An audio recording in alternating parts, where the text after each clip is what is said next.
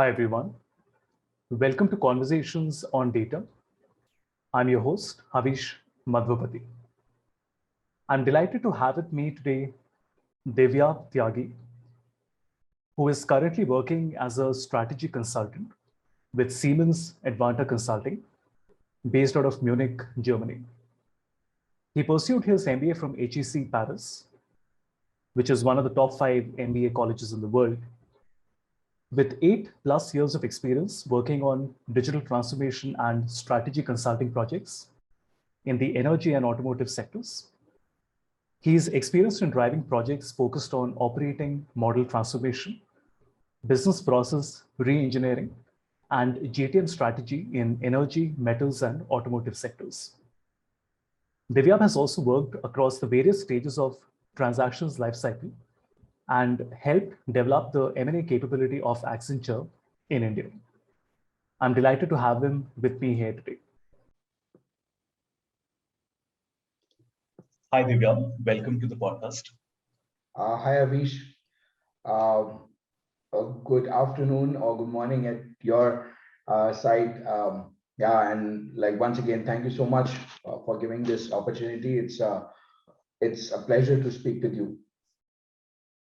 Okay, so to start off with, tell us a little bit about your current role and your corporate journey so far.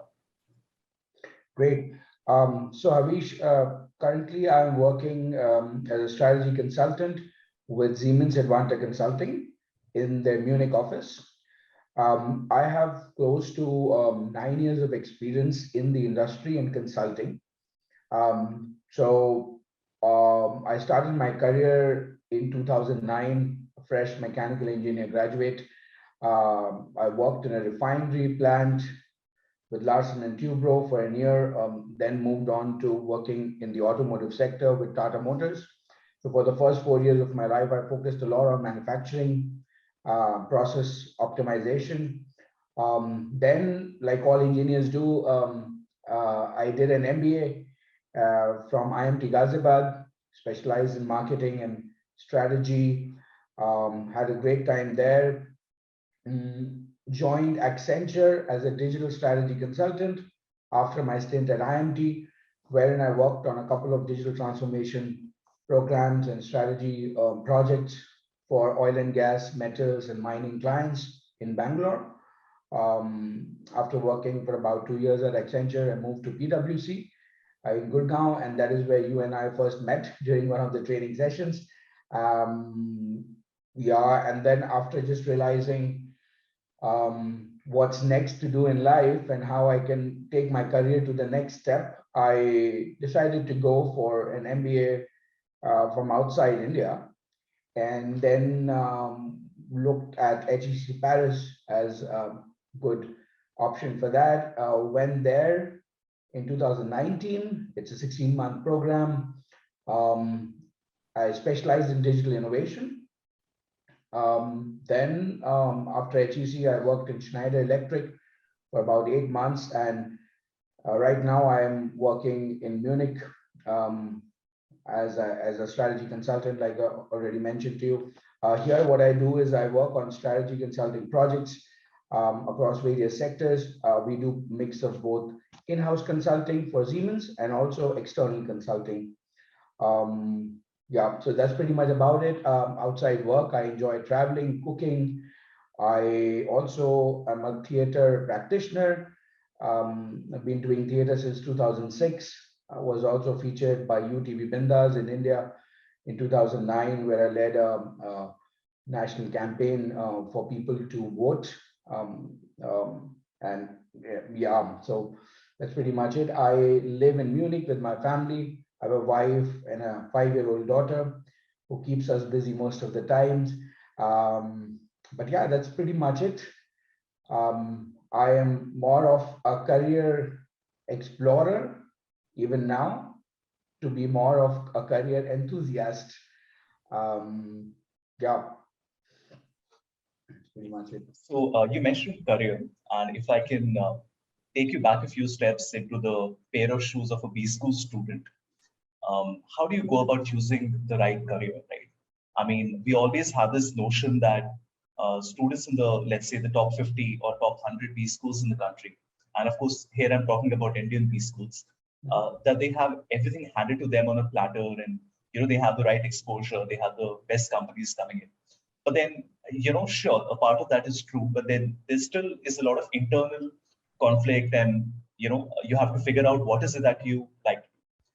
So how do you go about it? I mean, of course, now you're at a point of your career where you are better exposed to the work life, and you know what you don't want to do, right? But as a B school student, that's more difficult. So how do you go about doing it, especially for those who are just starting their B school journey?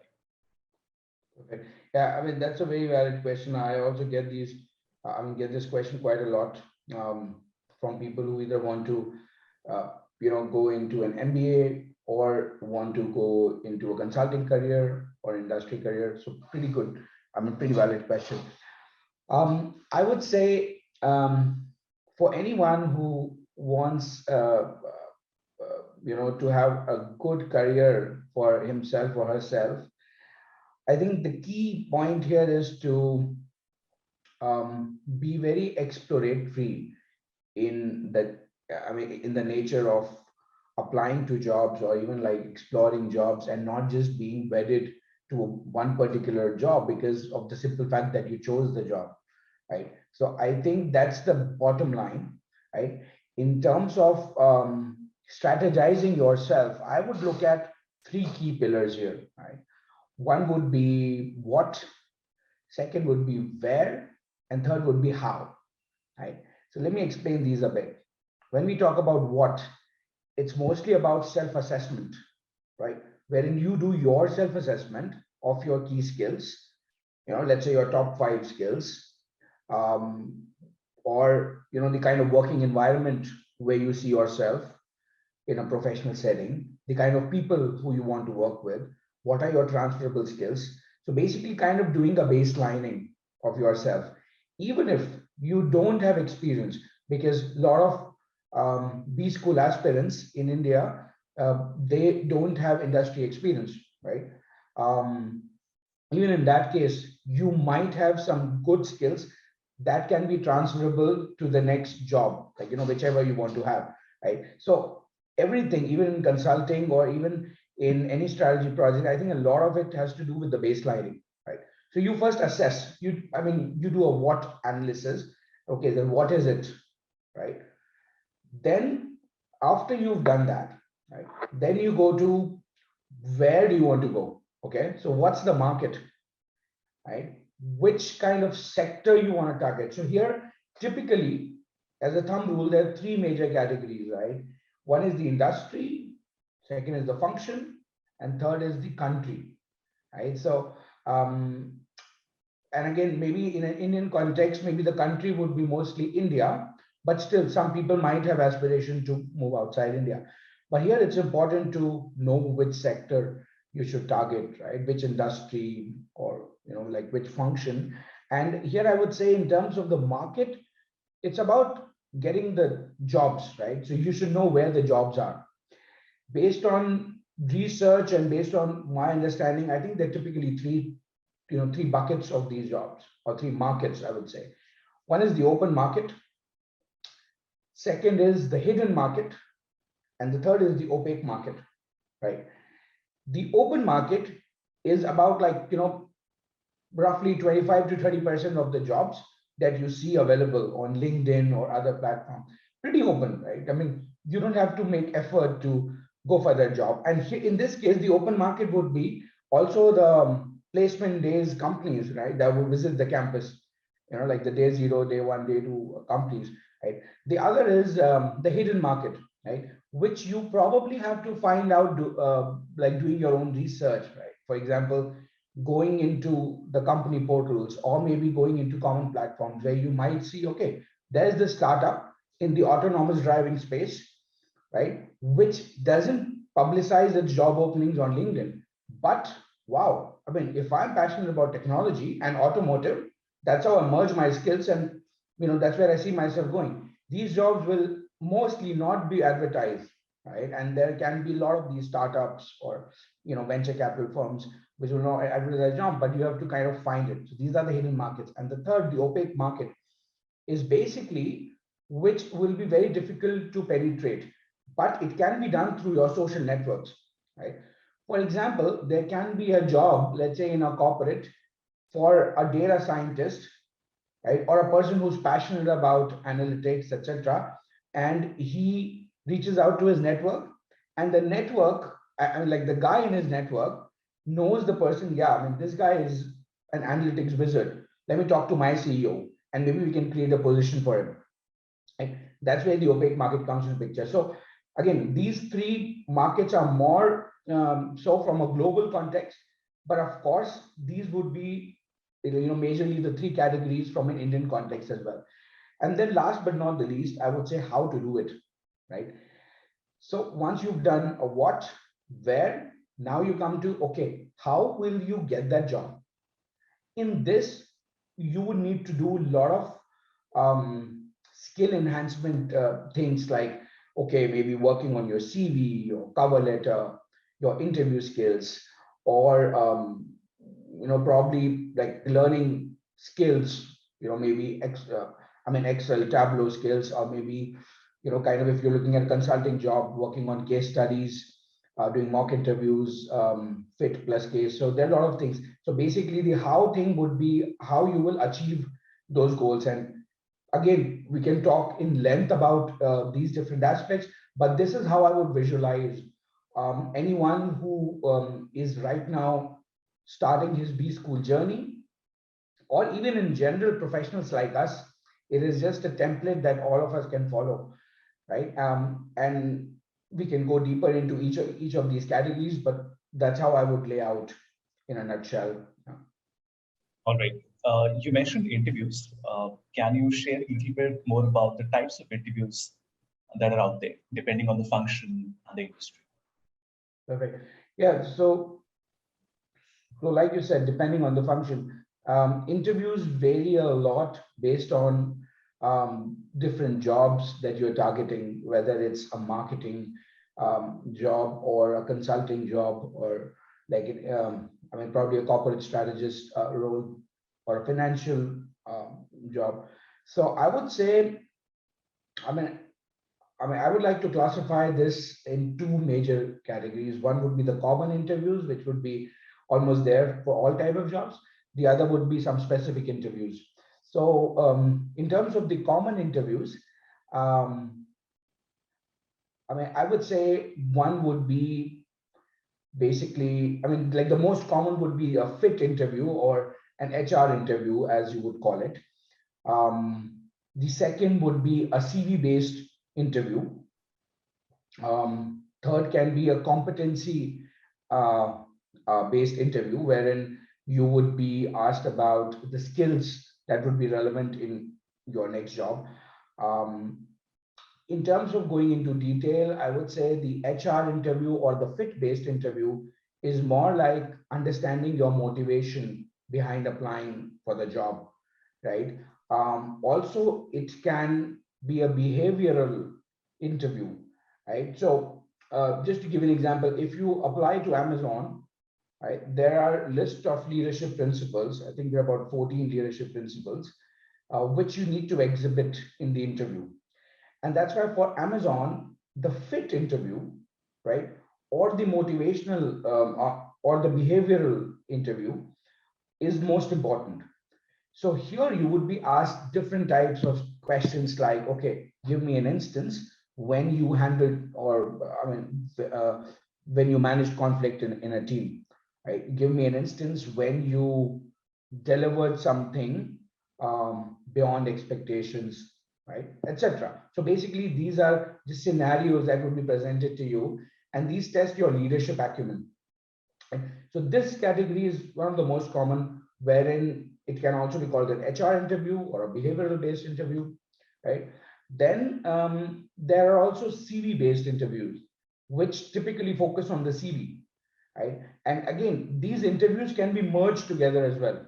For example, there can be 1 hour interview that has 30 minutes behavioral interview, 30 minutes CV-based interview. So the CV-based interviews are mostly for the jobs that requires some technical expertise, and the other person, the interviewer, kind of goes through your CV, right? What you've done, okay, what did you do here, etc., etc. The third can be the competency-based interviews, and here I would say it again varies from function to function. For example, if you want to go into a financial role, right, there can be interview about, there can be questions about how do you evaluate a company, right? Or let's say if you want to go into marketing, there can be questions about, okay, how do you sell a product? What kind of go-to-market strategy you would, you would have. If you want to go into consulting interview, it can, of course, be also transformed into a case study type of interview, which I will explain a bit later. But again, these are some of the common interviews that I would say. Then the second category is, some specific type of interviews, right? And here I would like to give example of some of the interviews that are increasingly becoming common. For example, the case study based interview. This is most common in consulting interviews, right? Wherein you would be given a case. The case can be either an interviewer-led case or an interviewee-led case. Interviewer-led case is where the interviewer leads the case and kind of asks the question, typical for McKinsey jobs. But the interviewee-led would be where you need to drive the case and come up with a solution. So typically, just to break it down, a case can be a problem, a 3 to 4 statement problem about anything, about any industry. It can be something like, okay, a company is performing, right? It's increasing the revenues, but its profits are declining since the last 3 years. The CEO has asked you to come up with a recommendation. It can be very abstract. So you need to structure your thoughts, you need to break down the problem and then eventually come up with a solution. So that's a case study based of an interview. Then I also would like to talk about role play based interviews, right? Wherein you would be asked to imagine yourself in a situation and kind of come up with a plan accordingly. For example, let's say you're applying to a marketing job, right? And your interviewer says, okay, just imagine that I'm your customer, right? And you are, let's say, the chief marketing officer. And then there's a scenario that you need to come up with a product strategy to sell this product to the customer in a way that he becomes your regular customer. Just imagine that. So it can be a 5 minutes kind of a role play. And the last but not the least, which is very, very common these days, is a kind of a group interview. It can also be a it can also be an assessment day kind of a scenario, which is mostly the final round in different companies. It would be based after you have already cleared 1 or 2 interviews, and on a final day you would be called to the company's headquarters or one of their offices, and then there will be a list of tasks. It can be psychometric tasks. It can also be working again with a group of people, kind of analyzing how you gel in a team, right? So these would be the different types of interviews. The common ones: competency-based, CV-based, behavioral/HR interviews, and the uncommon ones, let's say in consulting, the case study interviews, which are also becoming increasingly popular, by the way, for other kind of jobs, not just for consulting. These days, cases are asked almost in any kind of jobs, even like non-consulting, even financial roles, even marketing roles. Then, of course, the assessment day and the role play based scenario. Yeah, that would be it. As a follow-up to the interview types, of course, we need to do some self-prep and some collaborative prep. So what fits into both these buckets, right? What are the areas that are better suited for self-prep, and what are the areas that are better suited for collaborative? Yeah, good question. So I would say if you talk about self-prep, that is mostly so self-prep and collaborative prep, right? Self-prep would be those kind of preparation where you essentially drive on your own. Collaborative prep would be where you interact with your fellow batchmates and kind of take their advice. So in terms of self-prep, I would say the basic thing would be to, like we discussed that scenario of what, where, and how. So do that kind of an exercise for yourself. That should be the basic thing that you should start with. Build your CV, right? Build a list of companies or targets where you need to go.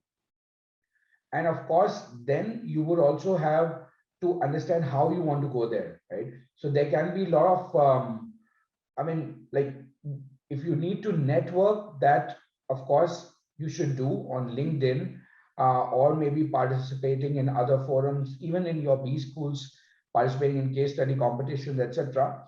But in terms of the self prep, then you need to analyze what kind of questions that can be asked in an interview. You need to make a laundry list of the question, and that thing can vary from company to company. For example, when I was interviewing with Amazon, I had a different list of questions, right? And again, I had the proper instance or answer to each of them in an Excel. That is the kind of self prep that you can have. So, kind of delving into your past, your achievements, and like maybe putting all of that on an Excel or even a piece of, maybe a piece of paper to just understand, okay, what are the key skills that you can contribute. Collaborative would be very much important here, because I feel when you enter a B school, right, of course you're separate individuals, but if you collectively work towards your collective goals, I think the kind of impact that you can have would be tremendous. So you can have CV review sessions. I used to do that both at IMT and HEC Paris quite a lot. And I like you can review your senior, you can review your CVs with your seniors as well, right? Because they would have been in the job market 1 year before you. So that would be good. I mean, it would be good to get insights from them. That is one. In terms of mock interviews, that is something you can do. So, I mean, like one thing that I used to do quite a lot was I used to tell the other person, fix up some time, 30 minutes for myself, 30 minutes for the other person. And I would say, okay, dude, I'm going for this kind of job, right? And this is the format of the interview, right? That's, and like, these are the skills that I want you to test me on apart from other skills, right? And you tell me now what kind of input or help do you want from my side. Most of the times, and I remember that after my classes at HEC, where the job and like when I was looking for jobs, etc. So it was used to be 2 or 3 sessions late in the evening, but it used to be so much fun because you could evaluate the other person on certain parameters, and then you could also get feedback from yourself that okay, I'm evaluating him on these things, how would I have done that, right? So one is getting feedback in person from the from the other individual based on your interview, but when you're also providing feedback to the other person, then also you learn. So I would say in terms of collaborative prep, mock interviews are very, very, very relevant, right? And I think with a batch size that is quite common in Indian B schools, you can find so many partners who who can provide you inputs on, and those partners can be people who have worked in the industry where you want to go, right? Because, for example, someone comes with 2 years of experience in, let's say, JP Morgan, right? And you're targeting that industry. He would be the best person to kind of give you feedback on his interview time or, just some industry insights. So, yeah, I mean, these would be the two categories, I would say: CV review and interview prep. That would be on the collaborative side. Yeah. Right. Okay, so now we are talking about, we've spoken about the interview prep. We've also spoken about the type of interviews.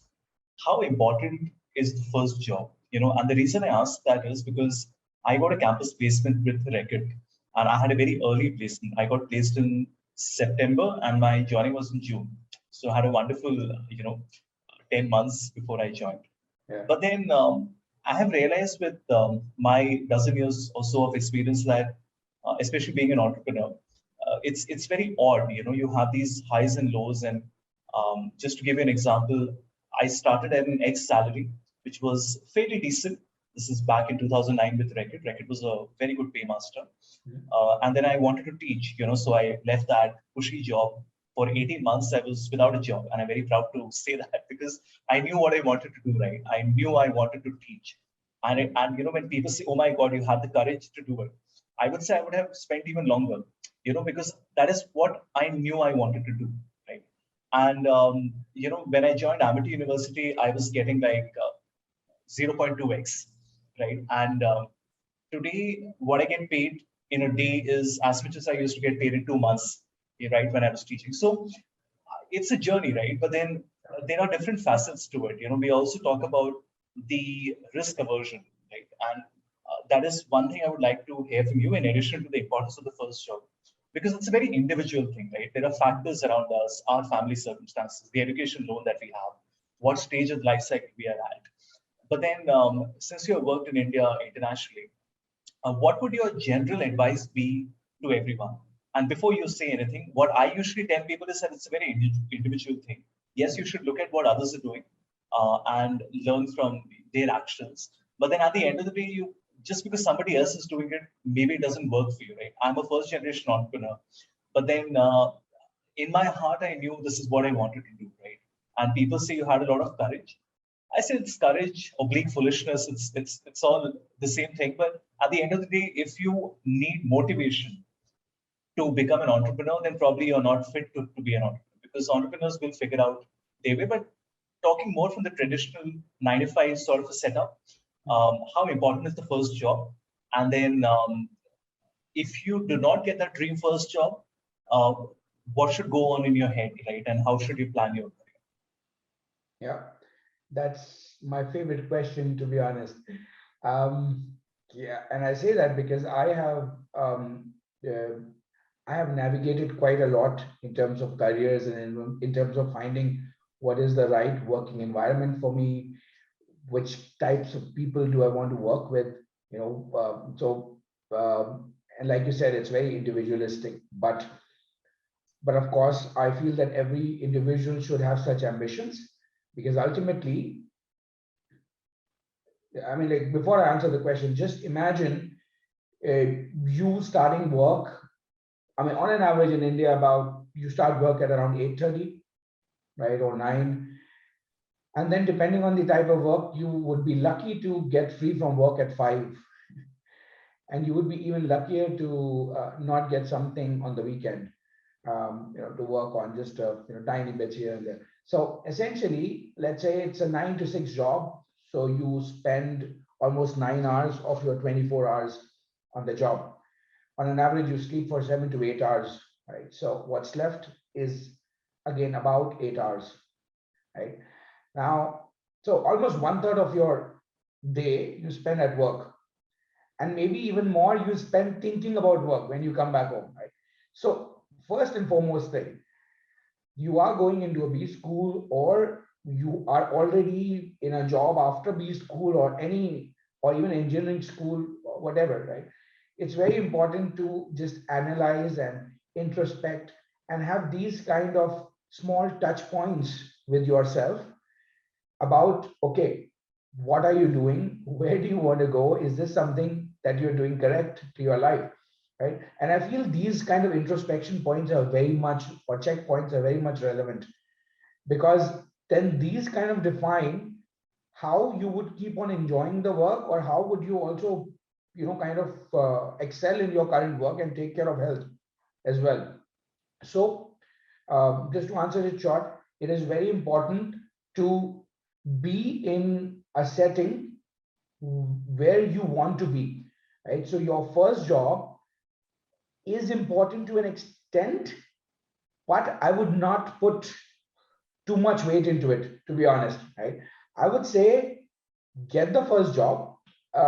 See, like a lot of the individuals take loans, right? So of course, in an Indian B school setting, or even in or I mean, like even in a foreign B school, there would be some kind of some kind of desperation to get the first job and to maybe just be safe, right? Which is fine.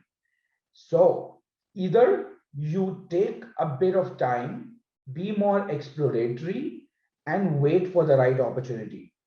Maybe you think that, okay, I may not want to go into a company that comes in the placement week. I may want to work in a venture capital firm or a startup, etc., which doesn't come in the placement week. So I know it's very tough to see, okay, day zero companies taking so many people, day one companies taking so many people, etc. So that's one extremity, right? If you can be that exploratory, and again, depends on individual, right? The second is getting a job, which is kind of matching based on your what, where, how analysis, right? Which is, let's say, 70% matching. In my case, it was consulting. That's what at IMT, I got a day zero placement in Accenture. The placement week started at about 9 a.m. or 8:30 a.m. and I got a job at like 11:30. So I was happy, right? But still, I moved from Accenture to PwC after about 20 or 21 months, right?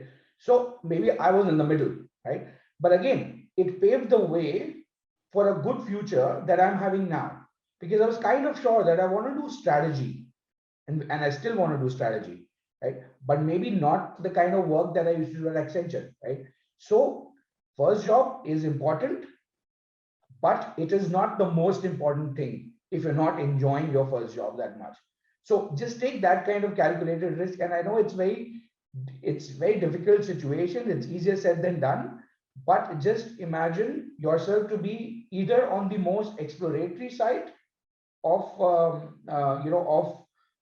taking that career leap that you want to have, or just being okay a little bit conservative, getting the kind of right job, but also continue to be to be a hustler. So I mean, I like this TED talk quite a lot, which talks about quit early, quit often, right? That's a wonderful talk, and you can be in that exploratory phase even when you are in your mid 30s or even in your 40s, right? Come on, job is not something that defines your life. Job is just a part of your life. It's not, I mean, you need to make that distinction, which a lot of people don't end up making, and then there are also severe health consequences, or consequences for your family where you're not able to give time. So yeah, just think of job as just a means to earn livelihood. That's it. So that is on your first part about importance of first job, and I think the second question was about the risks that you can. Yeah. So in terms of the risk aversion, Yeah, right? I mean, for an entrepreneur, risk aversion means something very different. But then, from a job perspective, a risk yeah, aversion typically, I guess, would refer to, you know, the money that you're earning, right? So, yeah, and I mean, like a lot of risk comes to comes to individual life because of the loan that the person takes, right? Because the financial part of that is like very profounding. But let me tell you that if you are choosing maybe the right B school, and of course India is a growing market, even like outside India there are a lot of markets that are booming. One belief that you should always have is that you would get a nice job. You are going to make it, right? That is the belief that everyone should have. You are talking today, Havish, to an individual who got his first MBA, went to Accenture, was working with PwC, typically nice, very, very nice consulting firms in India. People would dream of going there. Then thought about doing an MBA from outside, started preparing for GMAT when I was already married, when I already had a baby, and going for a second MBA outside India with the family still in India, taking a hefty loan in euros, and just kind of like diving into it. You need to dive into the experience. Of course, you need to do your due diligence, right? Because then your plan will fail. You need to know the reason why you want to make that move. You need to know why you want that job, why you want to work in an autonomous driving startup in India when everyone is going for an Accenture or BCG, McKinsey, right? You need to have that rationale. You need to even have a rationale for a second MBA. I'm not asking people to do second MBAs after India, but I'm just saying that's the kind of risk that you need to take in your life. The sooner you take it, the better it is. Right? You can take that risk also in 40s, right? But yeah, the risk aversion kind of increases back then, and your ability to take more risk kind of diminishes. But you can take it now, and of course, in this space where people are in India right now, India is a growing market, right? A lot of new job opportunities, new working style, a lot of money to be made in India in terms of your first salaries, etc. I would say you should take risks, of course, calculated risk. That's again an individual's perspective. But you know what, 5 years down the line, 10 years down the line, when you look back at this kind of decision that you took, listening to your heart, that is the most, I mean, that would be the most important decision you feel you've taken, and you'll be proud of that. And I wish you are a great example of that, right? When you've taken that decision in terms, I mean, you've taken that dip in your salary, but what you're doing now is commendable, right? So that's it. Long story short, I would say I like to take risk quite a lot. And of course, when it comes to your profile, your value in the market, if you're doing something for yourself, do it. Invest in, trainings, invest in skill development program, invest in like an MBA, invest in the right kind of jobs where you want to do. So yeah, so that would be my perspective. So quickly recapping, we have discussed the types of interviews, how to prepare for them, self and collaborative.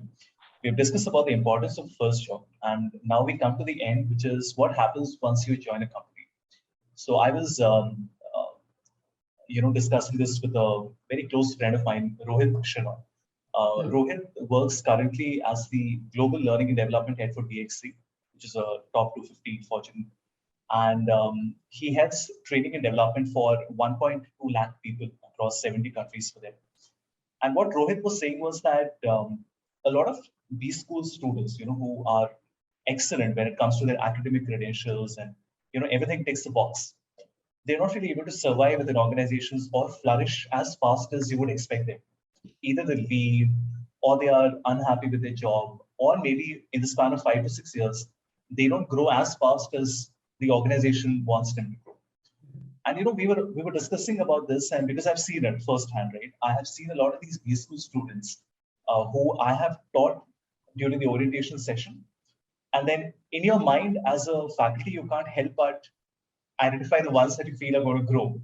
And in the next 2 to 3 years, you're sometimes surprised, right? It's the more vocal ones, the outright brighter ones who sometimes do not survive. And what Rohit said, and that makes sense, was it's about a fit. And a lot of students are very smart and they are very ambitious and they want to fix everything on day one. But they don't realize that first you have to understand the culture of a company. You have to understand where the organization is. It's good to want change, but then larger organizations also means it's more slow, right? I mean, it's glacially slow, and that's for a reason. It's very easy to laugh and point a finger and say, oh, large organizations are not able to adapt that quickly. It's also difficult, right? When you have 10,000 people, purchasing a software is not the difficult part. I always use this analogy. Purchasing a software is the easiest part. The most difficult part is to find, you can deploy it as well. The most difficult part is to make people unlearn and relearn and upskill, right? And that's not just a question of money. It's a question of getting people on board, right? And that's why organizations take a lot longer. And I agree to that now after spending a few years in consulting. As a data analytics consultant, I'm always telling my clients, why don't you get the latest and the best in the market? And then I realized it's not that easy, right? For me as an independent guy, it's easier for me to just switch over. For organizations, how do you pause work when that switch happens? Yeah. So back to the question, Rohit always said that it's not always the brightest and the sharpest and the ones with the largest IQ that grow the fastest, because you have to understand the organization as well. You have to understand to time yourself well. You first have to understand the culture, the organization, data, people culture, and then gradually, first prove your merit, understand how things happen, and then start giving suggestion. if you start giving suggestions day zero, this is probably not going to work in your best favor, right? So just wanted to hear your thoughts on that. Yeah, I mean, very important question, and thanks for your perspectives, Ravish. So, when I started my work at Tata Motors in 2010, back then, I mean, it had just been 1 year getting out of my engineering college. I was like very enthusiastic, wanted to make a difference right from day zero. And I was just like, okay, Tata Motors, yeah, Tata is such a great company. I'm a mechanical engineer, absolute great fit. Let me just hit the ball rolling from day one. But I was on the so basically I was in the office, right, and there was one individual whose cubicle was just next to mine, and he was a very experienced person, and I got to learn so many of my life's lessons from him. And he told me, he was of course noticing the kind of enthusiasm that I brought to the table, and he was appreciative of that. But he just gave me an advice. He just told me that that whatever you're doing is right, like your enthusiasm, etc. Right? But typically take about 3 months to understand the firm's culture, to understand the firm's processes, to understand the firm's people, right? And then kind of, like leverage that learning and just, kind of contribute to the best. Because if you start, I mean, of course, thinking of making the change is definitely very good, right? That's what the HRs also feel when they hire an individual. Okay, this person should be the change maker, etc. Blah blah blah. But you need to first understand again the baselining, right? You need to first understand the environment, because then you can adjust your your efforts in the right direction. Maybe you are giving your 100%, but if it is not in the right direction, maybe the firm's culture is very different. Right? Maybe the firm's processes are very different from what you imagine them to be. So, long story short, it is important to take some time when you are, like in your first job or in like your second, third, whatever. But in your new job, it's important to just understand what the firm is about, its values, its culture, its people, processes, products, so many things, right? And even the organization allows you that kind of opportunity. People in the organization, they don't want you to outperform everyone right from day one, right? They also understand that you need to take some time. So it's very, very much important for any individual, maybe a B school aspirant who gets his first job, or even people like us, just to take their time, take a deep breath, and then kind of look at where they want to be in the organization. I think that would be the best strategy that I would follow. And when you spoke about the fit part, right, I would again reiterate that if you are in a B school, right, then maybe doing the what, where, how analysis, and then going to a job where you feel is the right fit for you. Trust me, it may happen that after 1 or 2 months, you may realize, no, it is not the right fit for me, right? So you may not be the right fit. And again, a lot of that has to also do with the expectations level, right? But reiterating the same fact, okay, don't be wedded to your first job, right? I think it's important to just explore different career options. Of course, spend some time in the company, understand, give yourself a chance, right? But just don't be like on the first day, kind of be overboard with a lot of things and kind of overstressing your mind a lot, right? Your mind and heart both give you great indications. So just listen to those as well when you're trying to, make a career for yourself. So yeah, totally agree. Take some time and just explore the company's culture, and then only you would be able to optimize your value to the firm, in my opinion. One thing we did not get a chance to speak about is analytics. And I was very patiently waiting to ask this. So my world revolves around analytics, right? And what I've realized over time is that, um, organizations are not just about analytics, right? There's a lot of other facets to it. It's very easy for me just to look at one part of the problem, which is, let's say, building a better model or reducing the turnaround time. But then there are different elements, people that are involved. There are different teams and there are silos, that are a part of it. For a non-analyst role, what is the use and what is the importance of analytics and how should one go about it? I mean, we all know there is an importance, but then what is the correct way to approach it, for, let's say, a strategy consultant or management consultant?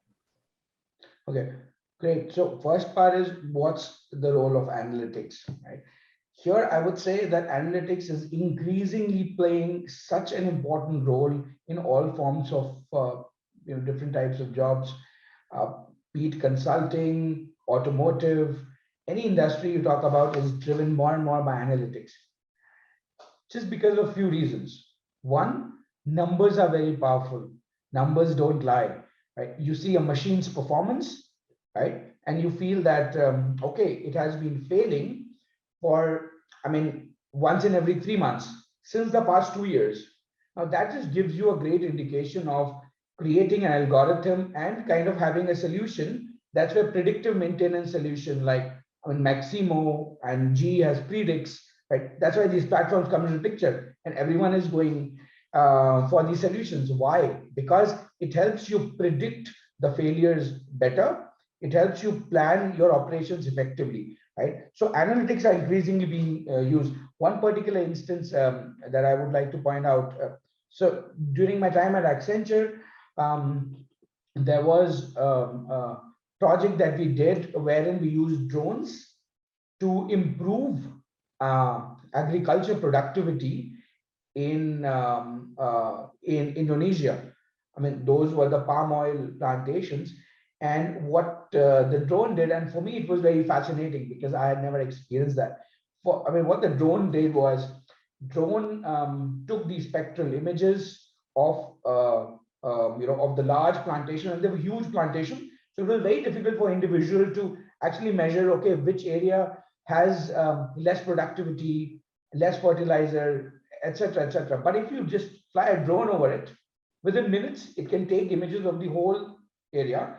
Those images can be analyzed, right? And then through analytics, you can actually predict, okay, which area is less in productivity, where the plantation is more, where it's, and then based on that, you can take decisions on, okay, where to selectively target, right? Where to put more input, like more fertilizers, etc., which can kind of improve the productivity. So again, analytics plays a very important role for everyone. I can talk about my consulting role. So here also, the kind of projects that we do, strategy consulting projects that do, they're more and more driven by how we can, kind of understand the client's problem, use analytics to provide solutions. Of course, we have a team of people who are hardcore into analytics, but we as consultants also need to understand, how analytics can solve the client's problem. What kind of solutions can be very, very important to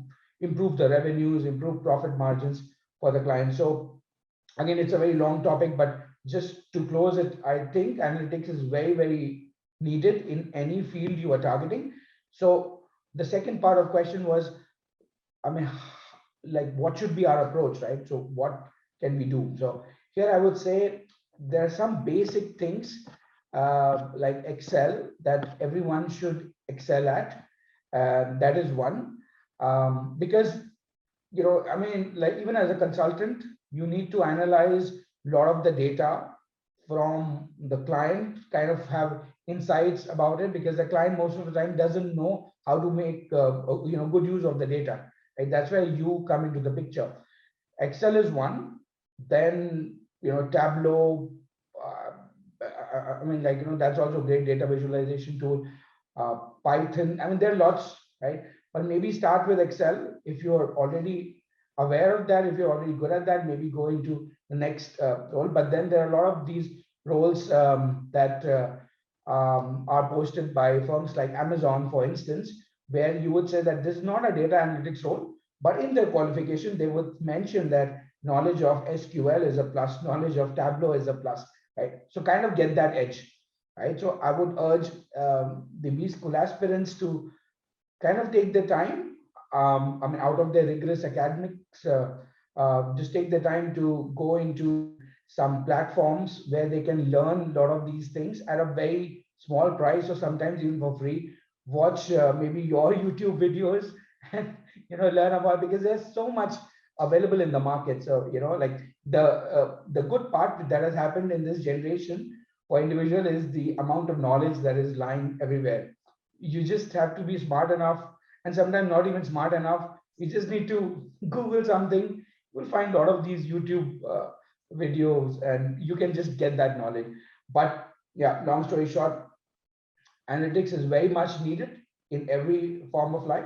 Also, just do your bit in kind of understanding what you can learn about different tools.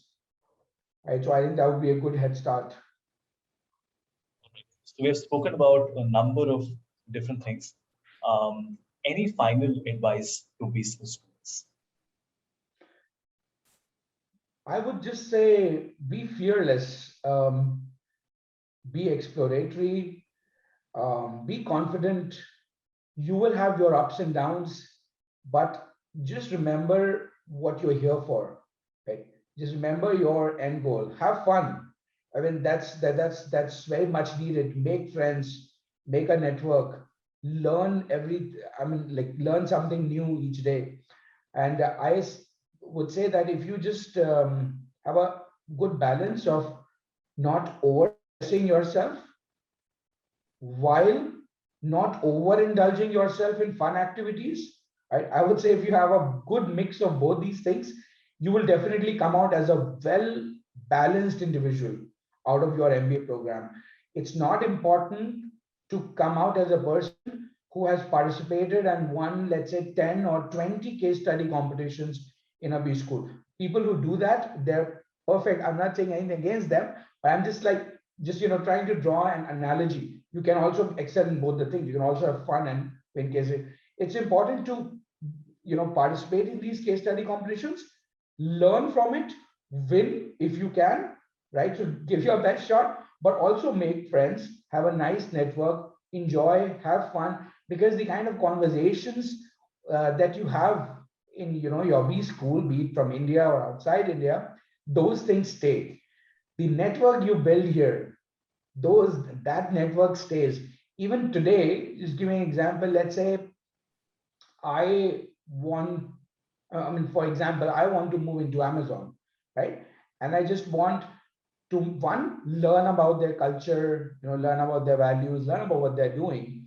Second, ask my friend to refer me. Third, if I get the interview call, take advice from him on, okay, what can be asked in an interview, etc. All this I can do sitting in Munich and dropping a line to a friend in London, because I have a network with him, right? And he's a good friend. And even if he's not my best friend, we are from the same B school, we have had a network, we have had these conversations. He or she would be ready to help me out, right? So that's the kind of connection you develop. So, these would be some of the things. But just to summarize, just don't overload yourself. There's some people I've seen who just overload themselves, big time loan thing, trying to perform. Everyone is in okay, there are 500 people at IMT. There were about 634 individuals who were sitting in the placement week where I was also participating. I'm like, oh my God. So everyone is very competitive. Don't let the competition get the better of you. Remain a nice individual. Okay, so just relax and stay focused, have fun, and the time will pass through.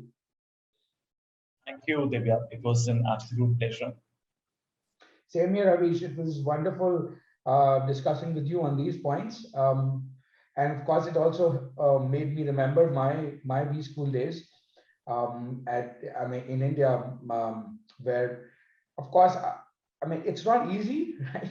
But of course, there are a lot of avenues available these days, and people do get a lot of these personality transformations out of the B School. So it was wonderful to talk to you about these things and also reminiscing my old days. Thank you. Thanks.